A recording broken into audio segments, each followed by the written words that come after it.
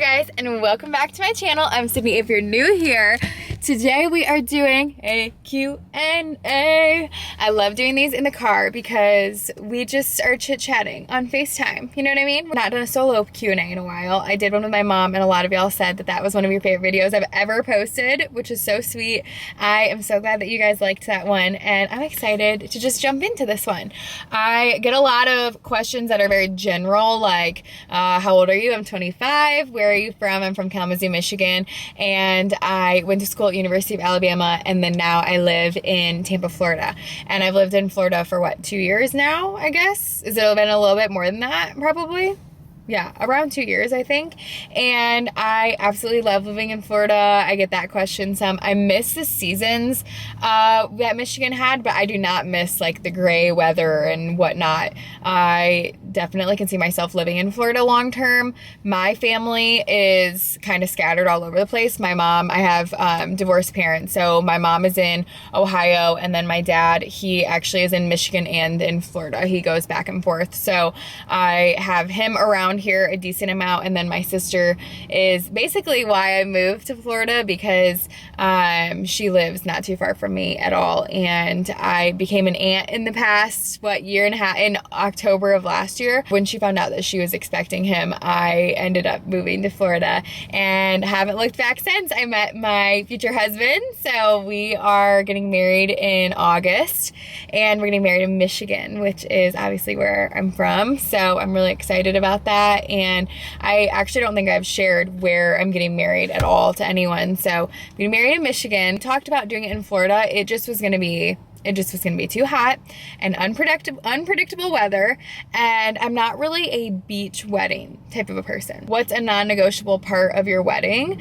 I honestly have not been too stressed, and some people ask, like, are you stressed about the wedding? What's been the most stressful part? The non-negotiable about the wedding is that Jay and I remember it's for us and it's our day. I tend to be not even just a people pleaser. I tend to worry a lot about making sure everyone's comfortable and making sure everyone's like happy. Even when we have just like friends over, I feel like I almost like black out the entire time, and that I just end up worrying about everyone else the entire time. And I don't want to do that on the wedding day because it's our day. And so a non-negotiable is just coming back to earth and saying, okay, we are just supposed to celebrate our love, and that is so important that we have all of our people around us, but it ultimately is our day. August is going to be here before you know it, and it's the beginning of August, and it's a little scary that it is right around the corner, and we are just now starting to like get finalized with the save the dates, and we, you know, have our engagement photos and stuff. I have my wedding dress, which I am obsessed with. I also am so curious to know what style you guys think that my wedding dress will be. I took lots of videos of all the ones that I was trying on, and so I cannot wait. After the wedding, I'll share all of the ones that I didn't choose and the moment of when I chose my dress. I really do not think that it's anything like what I expected, but I also have never shared really like what I expected out of my dress. So I'm curious to know what you guys think it looks like. And I feel like a princess in it. I had never tried on a wedding dress before, and when I put on that dress, I actually have never felt so beautiful, and I didn't even have like my hair and makeup really done. And it was like rainy as heck out, and so my hair was wet, I think, and I just cannot wait to see Jay's reaction. I think that's what I'm most excited about, is just to like, he is not really a super emotional person. Okay, I'll say like he's not like a crier, really. I have only seen him really even tear up a handful of times, but he did tear up watching our engagement video, and so he's a softie. I will not say that he's not a softie, because he absolutely is. You know, text me in the middle of the day when he's been gone for like an hour, and he's like, I miss you, you know, I can't wait to see you again. Like, he's that kind of like emotional, like he tells me his feelings, but he's not like a, oh my gosh, I'm just like gonna cry because I love you so much. I'm curious to know how he's gonna react when we actually have decided that we're gonna do a first look. And that was another question. Did you guys decide on a first look or if he's gonna see you for the first time walking down the aisle? Originally, we were like walking down the aisle. I first said I want to do a first look because they always say that that's the most like convenient for photos and all of that. And Jay wanted to see me walking down the aisle, or at least that's what he had said. And then we started talking about it more, and we think that it would be really special to have that moment of just us and get to, take each other in for a second and not feel like we have all eyes on us. He's going to look so handsome, and it's just going to be a moment for us to, one, capture that memory and not feel like we're like rushed to react, and then also feel like it can just be us. So we are going to do a first look now. That was a recent decision, actually. Honeymoon plans. We haven't even started. That's where I kind of start to feel a little stressed. We have not even decided where we're going to do our honeymoon. We'll probably get a travel agent, I guess, for that and figure out what we're going to do. But first we need to figure out where we want to go and when we want to go. I don't know if it's best to go literally like directly after your wedding, or if you go home and breathe for a couple days and then leave. I'm not really sure. I think that I would like to like come home and do laundry and breathe for a second and then maybe leave like 2 days later, or at least have like a day in between to kind of recoup. How did you know that Jay was the one? Honestly, I can honestly say this. I knew I was going to marry him from the very beginning. I knew. I actually would like laugh at that idea when people would say that. I 1,000,000% knew that I was going to marry him. I actually told him, unfortunately, I think I told him that kind of very quickly without meaning to. I had drank wine. We had wine. I had a little too much wine because I have drank like in the last couple years. Like I would used to have like a drink here and there randomly, whatever. And now I don't drink anymore at all. But we were drinking wine on my balcony, and this was like when we first started dating, actually. And I just said something along the lines of like, yeah, my mom always said that when you meet that person, like you just know. And then he was like, and I was like, gosh, what did I just say? Like, I didn't mean it like, I meant it like that. I didn't mean to say it like that, I guess. Always kind of envisioned myself being, single until I was in my 30s. I was like, I want to grind. I want to focus on my business. I want to focus on myself and be selfish. And that normally, if you're in that mindset and you're in that headspace, you want to just pour into yourself so much. You end up meeting someone that brings so much to the table that they can change that.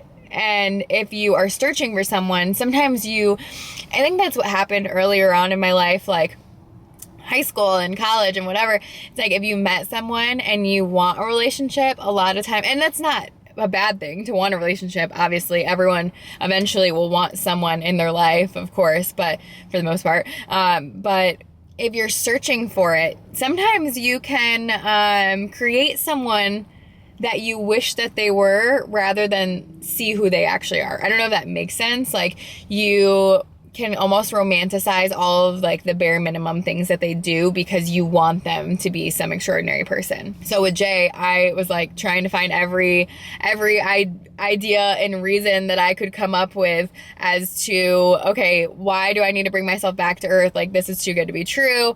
And I eventually was like, no, like I love being around this person. I love spending time with them, and he makes me a better person. He really does. He pushes me in all of the right directions. So yeah, he's the best person. He really is. I'm obsessed with him.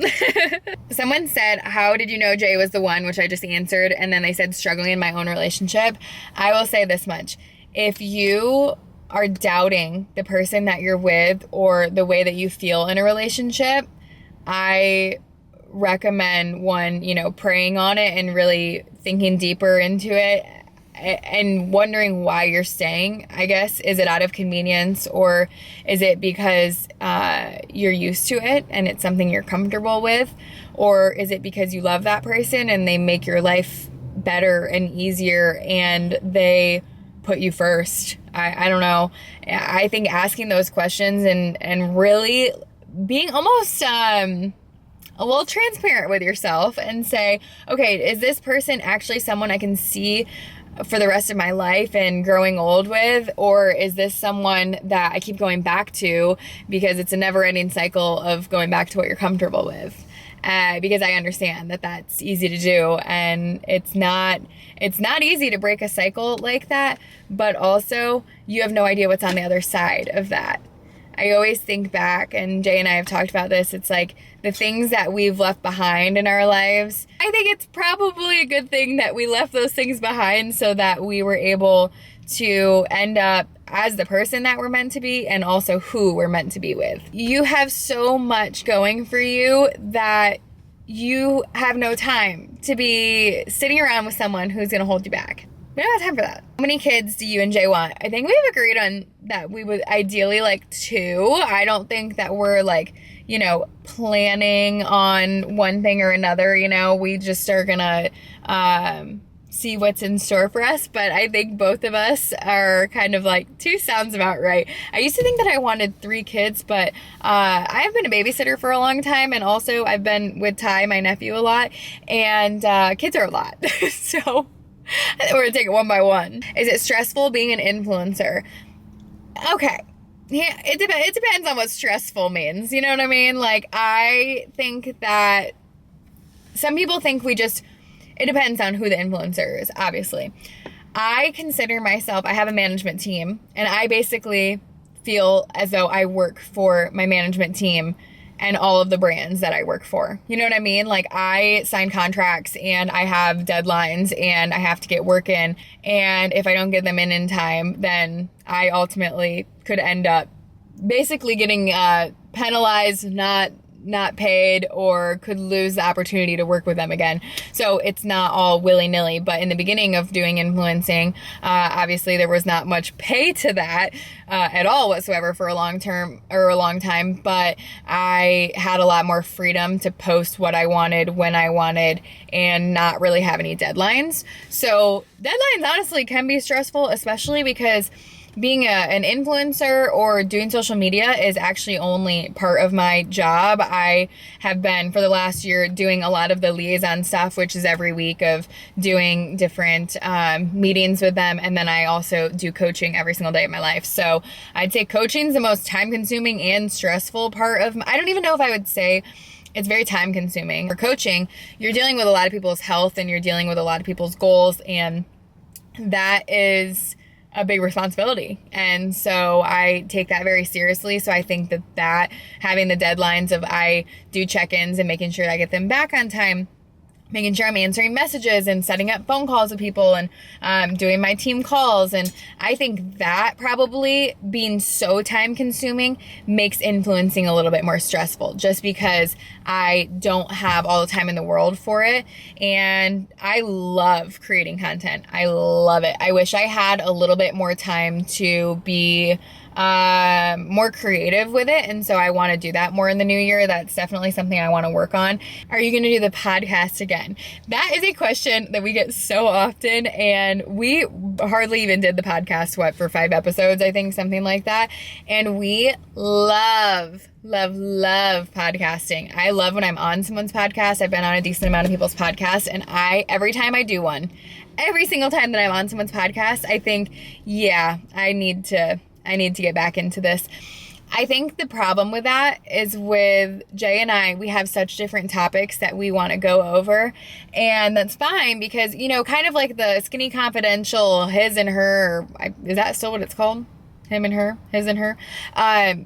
I think that they talk a lot about health routines, and they talk about, honestly, I don't really listen to it that often anymore, but it's both the wife and the husband, right?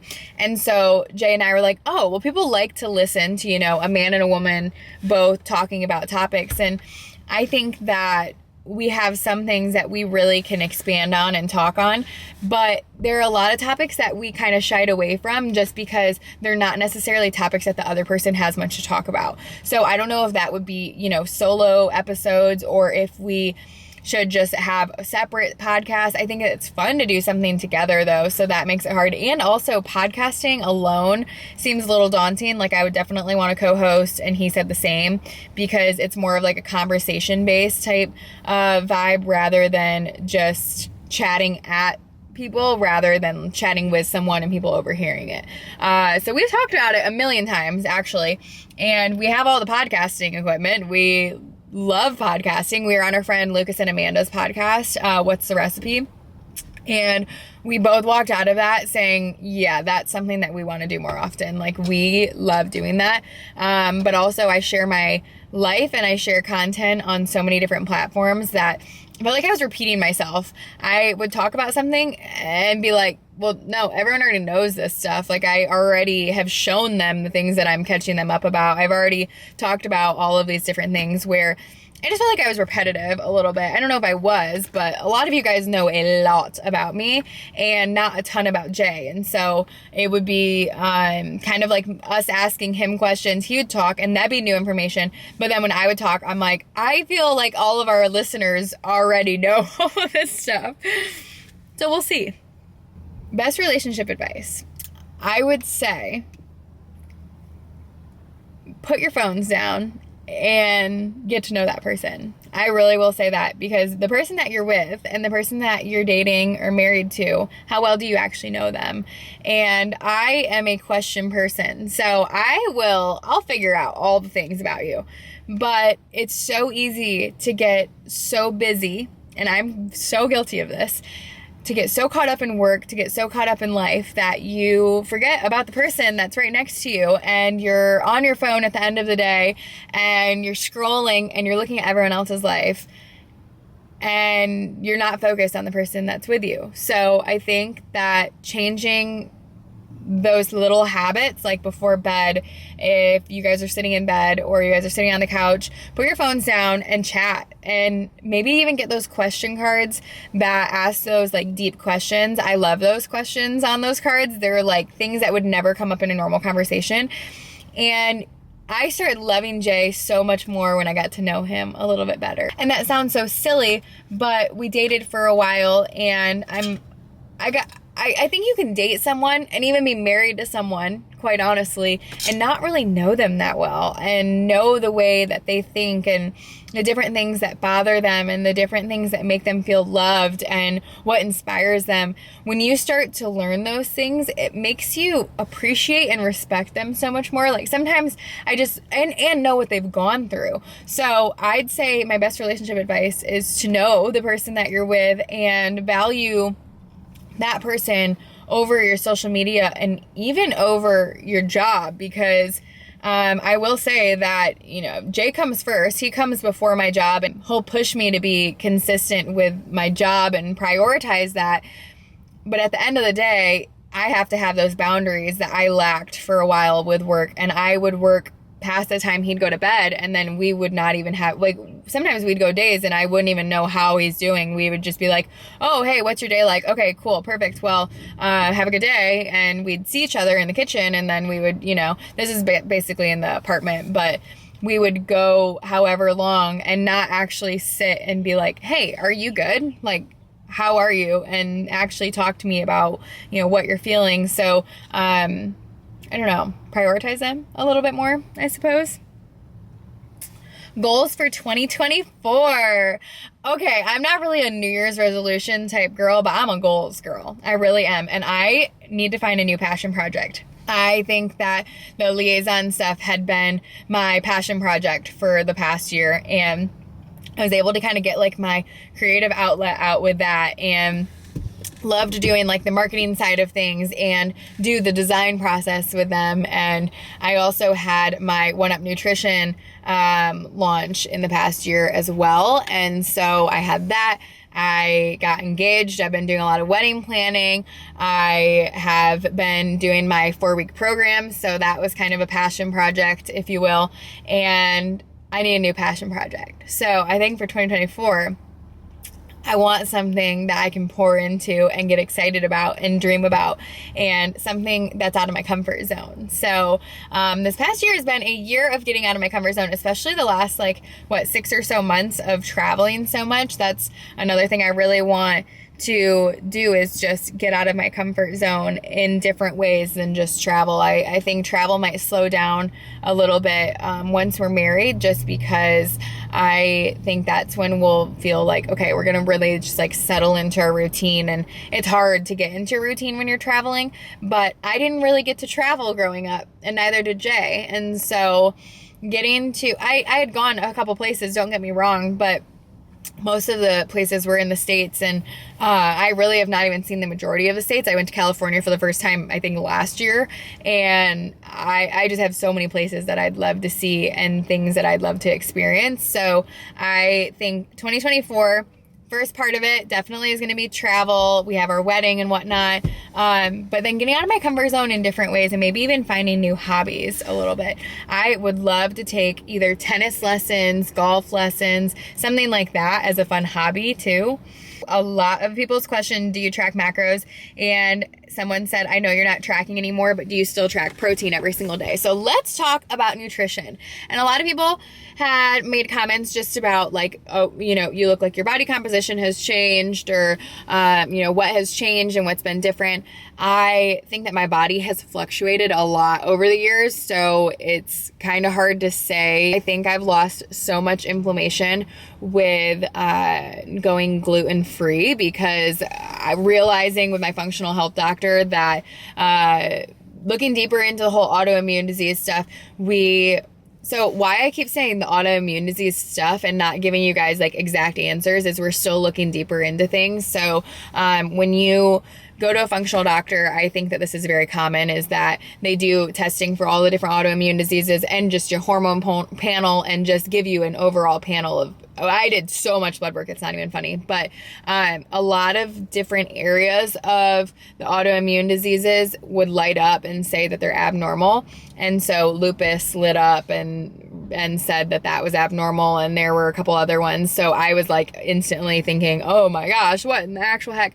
And so we've had to continue to narrow them down. The only thing is it is a ridiculously long wait to go see the doctor again. You know what I mean? So my next appointment is at the end of January. So I'm still kind of in this like unknown of what the heck's actually going on. But when I had to do the elimination diet of doing gluten-free, this does not mean that everyone needs to go gluten-free. This is just for me personally. I'd gone dairy-free for however long, and that helped my digestion. It helped my acne. But when I went gluten-free, I watched my inflammation change like you would never believe it for months. And I have just changed my body. Like my body has felt so different. Just not feeling like I'm retaining a lot of water. It feels like my face has changed. Maybe not to other people, but to me, I feel like my face has changed so much. Just inflammation and not feeling puffy. And I almost had that like moon face look. So I think that has been a big part of it. I have been sleeping so much more, and I have been working on my stress management. And I truly believe that that has been the biggest change. And so on my game with nutrition my entire life, not my entire life, you know what I mean, for years, that the biggest shift was stress management and making sure that I'm sleeping enough. Like that was, and gluten-free. Those have been like my 3 biggest changes lately. I still do pay attention to my protein. I don't even use MyFitnessPal anymore. Honestly, I'm a coach and I help other people with macros, and I help people learn how to build a plate. But I always tell my clients, my end goal is to not have you tracking macros long term. Like my end goal is to make sure that you know how to build a plate, because honestly, if you don't track macros ever in your life, or you don't actually know like the breakdown of things, you have no clue what you're eating. You have no clue if you're eating enough. Majority of people come to me and they're like, I eat 2,000 calories. And then I have them track and they're eating like 13 or 1,400 calories. Like they're under eating by far. And I think learning to build your plate is a huge part of it. I had a lot of food freedom, I guess, once I stopped letting tracking take over my life. It can either be a tool or it can be a stressor, because you can decide if when you're going out to eat, I have no clue what I'm tracking. That can stress you out if you're like a track macros kind of a girl. Or it can be like, hey, this is like an untracked meal. I'm going to enjoy this meal and then go back to structure afterwards. And I slowly got better at that. And then I eased out of tracking it all. Just because there were times in my life where I would track so consistently and I would never go out to eat, which I know you guys remember that time of my life, I'm sure, if you've been here for a while. And I didn't enjoy traveling. I didn't enjoy eating out. And it was because I said, I feel horrible after eating out. And I think really learning what foods I needed to stay away from, because when I would go out to eat, I would not really like gauge my hunger cues. I would just like eat as other people are eating, and I would have appetizers and I would eat past feeling full. But then also I would eat dairy and I would eat gluten. And for me personally, I'm coming to realize actually I can eat a little bit of dairy. I don't think that some dairy, like cream-based stuff, that kind of like upsets my stomach, but I'm actually realizing I can have a little dairy here and there and it doesn't bother me at all. So, and I just kind of have to learn what does bother me and what doesn't. So tracking macros, I don't track at all anymore. But I do know when I'm getting enough protein, and I will like instantly get a headache if I do not have enough protein in the day. What has helped you eat intuitively? I think realizing that food is to fuel my body and to feel good, but it also is to go and enjoy having meals with my friends and family. And I used to think like this is simply calories in to make sure I have enough energy for my workouts and to have enough energy to get through the day and to eat the right things, and, you know, so particular about what I was eating and how much I was eating that I forgot that food in our culture, and in majority of cultures, if I had to guess, is the centerpiece of a lot of really exciting moments. And so getting to enjoy travel and see all of the different options for food when you go to different places and try different kinds of food, and also go to dinner with friends and have those special moments or celebrate big milestones and have cake and ice cream and, you know, just go out to have date night with my fiance. I truly used to eat out hardly at all, and now I'm like, I can eat out and still enjoy my life and still have fitness goals, and I feel better and personally think that I look better than what I ever have. And I think a lot of that has really just been realizing that it's not that deep, honestly, and enjoying my life a little bit more. I think we glow different when we're just happy and can manage our stress and sleeping. I will say that over and over again. Best part of 2023, I would say, what's the best part of 2023? Getting engaged. We've had some moments where we'll be on dates, like traveling together, or we'll be on like a plane and we'll sit next to each other and we'll be like, dude, this is like so fun doing life together, and this is like the best day ever. And we've said that a lot this year. So I would say top one, getting engaged. And then after that, there have been, like, I loved our Colorado trip. We went on that Colorado trip. That was an absolute shish show. It was insanity. Trying to find the Airbnb, trying to figure out when we had that like horrible Airbnb situation, Verbo, whatever it was. And then after that, we were like, our expectations were so low of the trip that like it ended up being the best trip. Like, we had so much fun together. Advice for girls who feel like they don't have it figured out yet. I'm 24. I feel like I should. Let's say this much.